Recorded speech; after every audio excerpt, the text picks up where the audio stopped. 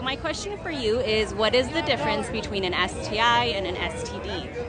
Okay, so base minimal knowledge, sexually transmitted disease versus sexually transmitted infection. And I'm worried I'm going to flip my next response around. I'm pretty sure that an STI is something that you can get treatment from and it is curable. Like you can go and get a pill shot, something like gonorrhea, chlamydia, correct?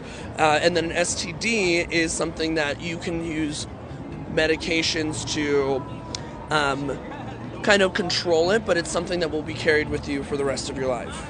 Well, thanks so much for sharing, and actually a lot of people think the same thing. Yeah. So an STI stands for sexually transmitted infection, STD stands for sexually transmitted disease. Yeah. And so oftentimes those two terms are used interchangeably, but really we're talking about the same thing. Okay. What we know about STIs is that there's a lot of stigma associated with getting an STI or concerns with getting an STI.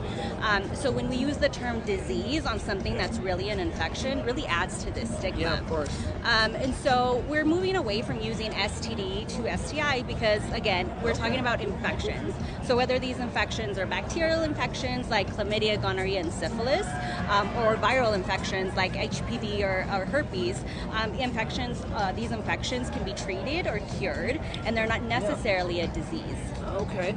So a lot of it's just changing language and how we're approaching STIs and STDs as a topic of conversation, right? Making people feel a bit safer to have the conversation too. Right. And it's really about destigmatizing STIs in general. Okay. Oh, I won that. Thank you. I'm going to give you $1 for that, and I got to give you another one because you taught me something today. And knowledge is power, especially sexual knowledge. Thank you so much.